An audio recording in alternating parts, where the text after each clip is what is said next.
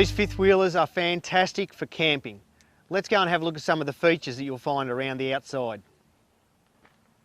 Obviously you can see the sides smooth, fiberglass finish as opposed to aluminium. Easy to clean and easy to repair. Unlike an aluminium side, you don't have to replace a whole sheet. You can actually repair it similar to that of a car, in that you can fill it, sand it over and paint it. You don't have to replace a whole section.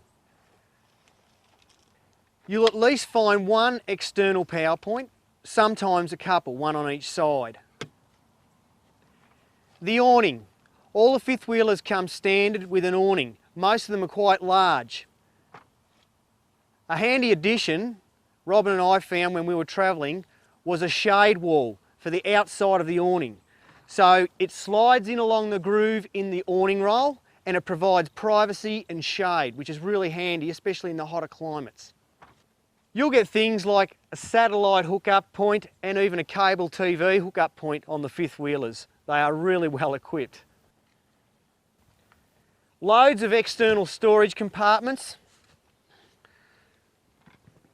This particular model has a complete pass-through, so this goes right through to the other side. Plenty of room for storing all the essentials you're going to need for camping.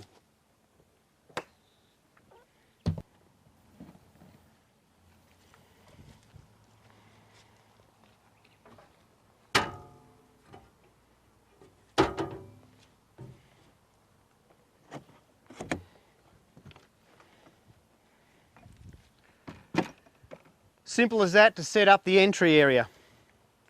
They come complete with a fly wire door, which is once again really handy for when you're up north in the hotter climates. You can close just that door, keep the flies out.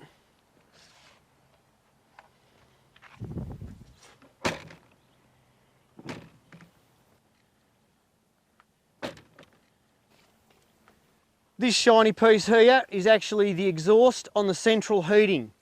Very similar to the house, same principle. Inside there's a return air point, sucks the air in from the room, and then the central heating unit heats the air and blows it out the floor vents. That's just the exhaust.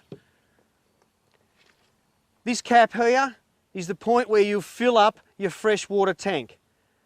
If you haven't got mains pressure water connected to the fifth wheeler, then you can access the water from this tank, so you always got plenty of water on board. They vary from model to model as to how much water they carry. This particular unit would have about 220 litres of fresh water on board, which is quite a bit, especially if it's only two people travelling. This vent here and the one up above it on the wall are the reason that the fridge is so effective. The air comes in here and it exhausts the hot air out of the top one. If we keep the back of the fridge cooler, getting rid of the hot air, then the fridge is able to work more effectively. The first thing you see on the back is obviously the Victorian number plate. We register all the fifth wheelers in Victoria so that you can get peace of mind that it is compliant with Australian standards. The other advantage with Victorian registration is that we have no stamp duty in Victoria. So in relation to, or comparison to, Western Australia, you're going to save yourself on average about $6,000 on your fifth wheeler. You can leave it registered in Victoria and reap the savings, or if you wish, you can change it to your state or territory. We change over all the tail lights on the fifth wheeler to have Australian ones on there. The Americans have got something against amber lenses, I think, because they don't have any on them. So we put new tail lights on them to bring them up to Australian standards. Each fifth wheeler will have a spare wheel. A lot of them are mounted on the back like this. Some are mounted under carriage.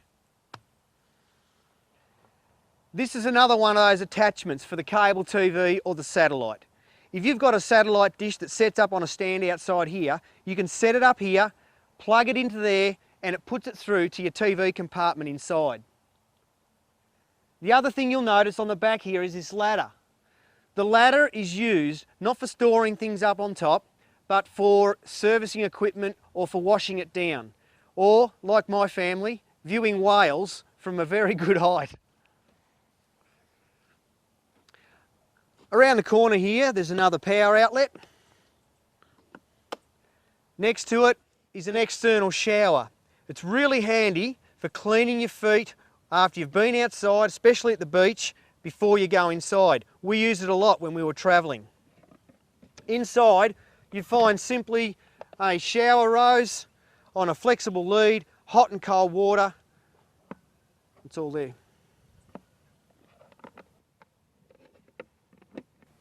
Down here, you'll find the rear stabilising jack. There's one on each side.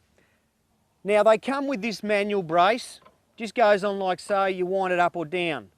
But what I found was really handy, and it meant my kids could do it easily as well, was I just had a shaft here, cut off, put into the battery drill, and then I could use it much easier than winding.